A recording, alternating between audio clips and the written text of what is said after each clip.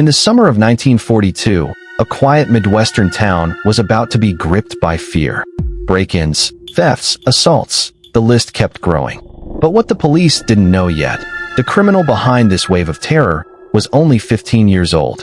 And within 2 years, he would be sitting in a gas chamber, taking his final breath. This is the chilling true story of Floyd Burton Loveless, America's forgotten teenage killer. The story begins in Lafayette, Indiana. It's June 1942. In just 6 weeks, the city would suffer nearly 50 crimes, from petty thefts to violent assaults. Someone was breaking into cars, stealing vehicles, robbing shops, and even attacking residents in their own homes. Around 2:30 in the morning on June 20th, Mrs. Mary Soller, 72, and her sister-in-law, Emma Soller, were asleep in separate rooms when they were both awakened by someone turning on the lights to each room. Thinking Emma was awake and needed assistance, 72-year-old Mary had just stood up when a man wearing a mask threw a 1-quart glass milk bottle that struck her on the left side of her head, which then careened off to hit a door frame where it shattered to pieces. She then collected 2 $20 bills and handed them over, satisfying the burglar, who then made his escape.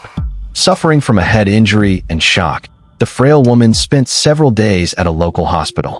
Lafayette detectives investigating the case concluded her attacker used a common-style skeleton key to enter the home.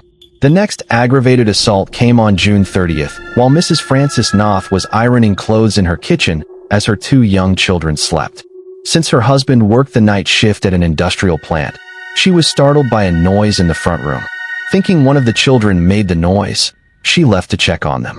As she stepped into the front room, a masked burglar accosted her. Screaming, the young man threatened to kill her with a .38 caliber revolver he had found while searching an adjacent closet. He then pushed her into another room and beat her. The intruder then ran out the front door taking the revolver and a Waltham brand watch. Also suffering from shock, Mrs. Knopf sat on the floor for several hours before she summoned the strength to scream for help. Eventually, neighbors arrived and the police were called at 12:50 a.m. Her attacker's description matched the description the Soller sisters had given. Local detectives were already piecing together all the separate crimes and looking for connections. Knowing Knopf's attacker would likely try to sell the Waltham watch, they were keen to find where it would show up. Their strategy worked, and 6 days later, they found a man who purchased the watch in good faith for $3. From him, they traced the purchase back to the seller. On June 7th, the front page of the Lafayette Journal and Courier announced the crime wave was over with the arrest of Floyd Burton Loveless, 15, and his brother, Robert K. Loveless, 17. When Floyd was just 3, his mother Hazel, 29, stepped in front of a train on June 15, 1930. It was written up in the newspaper like it was an accident. Their father worked for the railroad and was often gone. Their grandmother raised the boys in Clarks Hill, a village 15 miles south of Lafayette. On June 2nd, the boys left home for Lafayette and went on a crime spree to no stranger to the law. Both boys were already on probation for prior offenses. 7 months earlier, Floyd was placed on probation after serving 9 days in jail for the burglary of a rural home near Lafayette. Robert's probation stemmed from a 1939 conviction for motor vehicle theft.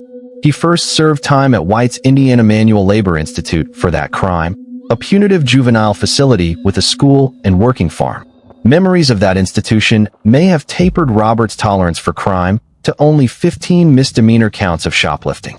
It was young Floyd who was Lafayette's John Dillinger for June of 1942.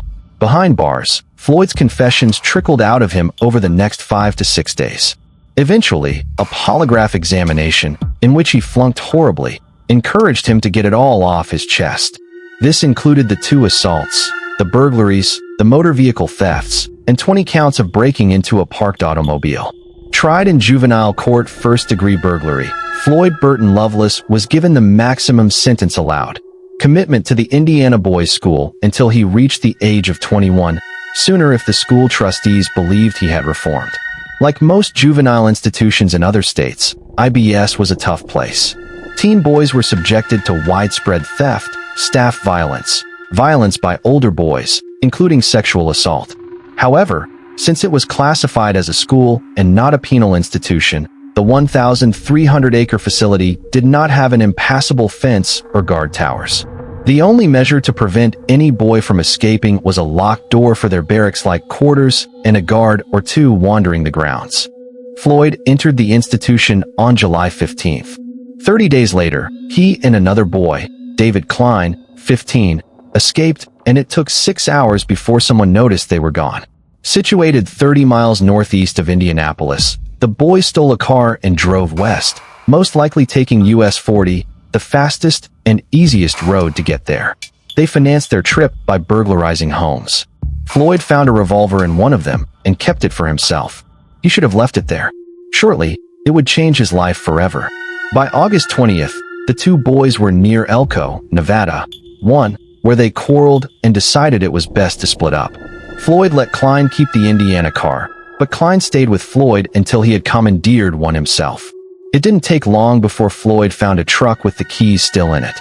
Klein drove behind him as they got back on the Victoria Highway, US Highway 40, to continue their journey to California. Stealing the truck was Floyd's second biggest mistake that day. It belonged to Elmer Hill, the popular manager of the Horseshoe Ranch at nearby Dunphy.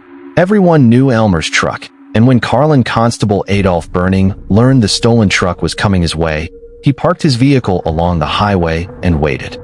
With Elko 23 miles east of him, Burning didn't have long to wait. He had served as the town's constable for 26 years, re-elected by the people each time since 1915. Throughout the county, he was known as a reliable lawman.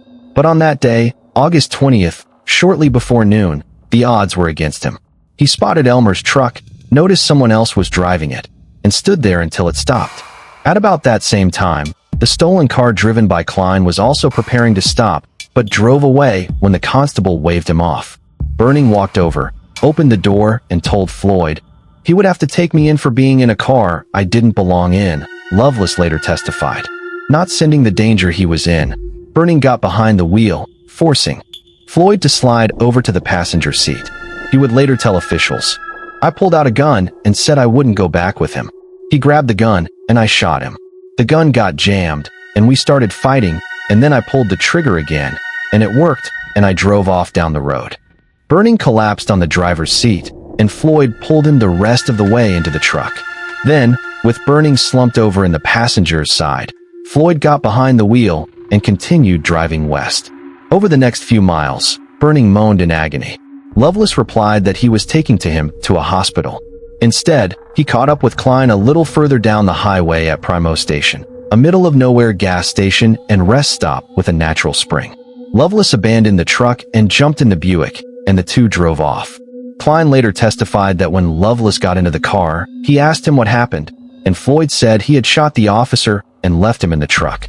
Klein said nothing, drove a little further, and then exclaimed that he saw a pistol lying in the sagebrush by the side of the road. When Floyd went to look for the weapon, he drove off and left him there. The end for Klein came about 90 miles further down the highway near Winnemucca, where a roadblock was waiting for him. Klein took the shoulder and drove around it, forcing him to take a 7-mile dirt road that was a dead end. He was trapped. A cruiser belonging to Deputy Sheriff George Armstead pursued Klein.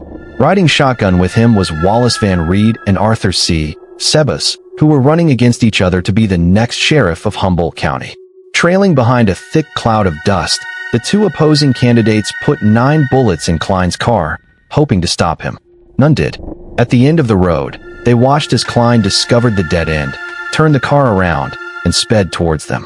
Setting up another roadblock at a narrow point in the road, all three got out and readied themselves. As he had done before, Klein steered for the shoulder in the hopes of driving around them.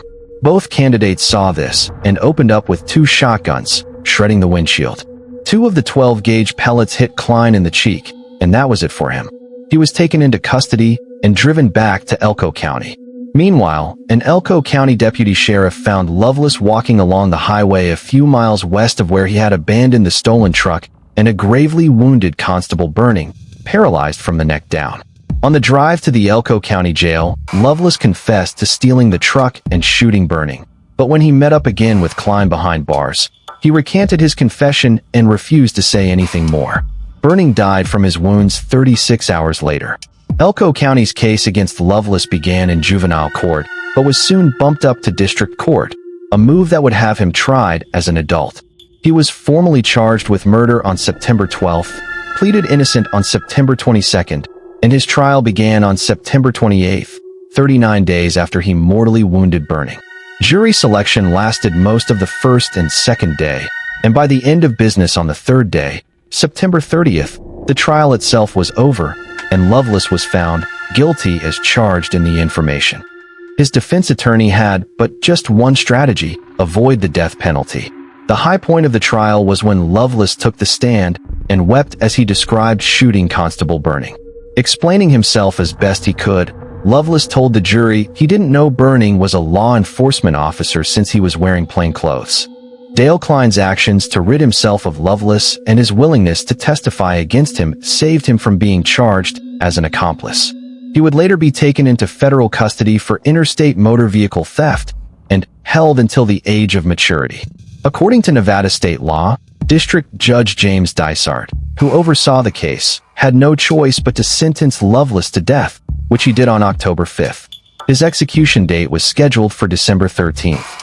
One Nevada newspaper pointed out that his sentence could later be commuted to life in prison by the State Board of Pardon and Parole or the governor. But it was clear from almost the beginning that that was never going to happen. From the time he was bumped from juvenile to district court to the judge sentencing him to death, Nevada newspapers, including the Reno Gazette and the Nevada State Journal, systematically lied about Floyd being 16 years old. He wasn't. He was 15. He would turn 16 on November 2nd. They had his files. The FBI had his files. They didn't get it wrong on accident. They never got Klein's age wrong. He was always 15. 16 made Floyd Loveless more of a man and less of a boy if his true age were published. Several days after his sentencing, Loveless was transferred to the Nevada State Prison in Carson City, where he resided on death row. On November 30th, 2 weeks before his execution date, his defense attorney, Taylor Wines, filed an appeal, something he didn't have to do. In his oral argument before the state Supreme Court, Wines rightly pointed out that his client was found guilty of murder, but the kind of murder was left out.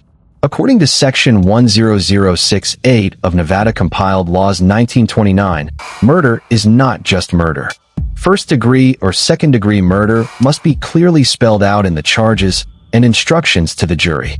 All murder which shall be perpetrated by means of poison, or lying in wait, torture, or by any other kind of willful, deliberate, and premeditated killing, or which shall be committed in the perpetration or attempt to perpetrate any arson, rape, robbery, or burglary, **** shall be deemed murder of the first degree, and all other kinds of murder shall be deemed murder of the second degree. And the jury before whom any person indicted or informed against for murder shall be tried, shall, if they find such person guilty thereof, designate by their verdict whether it be murder of the first or second degree. On April 21st, 1943, the Nevada State Supreme Court ordered the verdict set aside and Floyd Loveless to receive a new trial. Returning to Elko County District Court, his second trial began on November 15, 1943, and like the first one, it was over on the third day, November 17th. This time, the language was clear: guilty of murder in the first degree. Loveless, now 17, was again sentenced to die in the Nevada gas chamber. But fortunately, a second trial also gave him the right to an appeal, which his defense filed on February 29, 1944. As he waited for oral arguments and the court's decision, Floyd Loveless lost his bitterness and became a proper young man. He kept time for prison boxing matches, read books in his cell, wrote letters, embraced the Catholic faith, and played on the prison softball team. His skills as a second baseman even got his name in the sports section of the Nevada State Journal when NSP trounced the 947th Guard Squadron 6-2. Oral arguments were heard on July 10th, and the Nevada State Supreme Court published its opinion on August 16th. Judgment was affirmed. Execution was scheduled for September 29, 1944. During his last 44 days, the State Board of Pardons and Paroles refused to commute his sentence, and the governor declined to intervene. His attorney filed a writ of habeas corpus, claiming Loveless was insane. But this only postponed his execution from 5 a.m. to 6 o'clock that evening. At that time, the warden read the death warrant to him, and a physician attached a stethoscope to his chest. Loveless's last request to the warden was for roses to be sent to his grandmother back in Indiana. This was granted. At 6:24 p.m., he was led from his cell and walked his last 13 steps with Father Buell by his side. Although no last words were recorded, it is customary for prisoners about to be executed to ask forgiveness from all those in life they had hurt and to forgive all who sinned against them. Loveless was then strapped into a steel chair, and the doctor connected the stethoscope to monitor just outside the small cinderblock building. At 6:27 p.m., sodium cyanide pellets were dropped into a pot of sulfuric acid, and within 60 seconds, the room filled with white poisonous smoke. Floyd took a deep breath, as he had been advised to do, and by 6:29 p.m., he was pronounced dead. Although it was believed by many that he would be buried in the prison cemetery, Floyd Loveless' body was transported back to Indiana, where he was buried next to his mother in Fairhaven Cemetery, in Mulberry, Clinton County. His father and brother were buried elsewhere. At the time, US 40 connected with the Victory Highway near the Wendover Cutoff not far from the Great Salt Lake Desert. Nevadans called it what it had always been to them, Victory Highway, while others called Highway 40 or US 40, which was constructed after the Victory Highway was built. Soon, it would be neither of them as Interstate 80 was constructed in their place.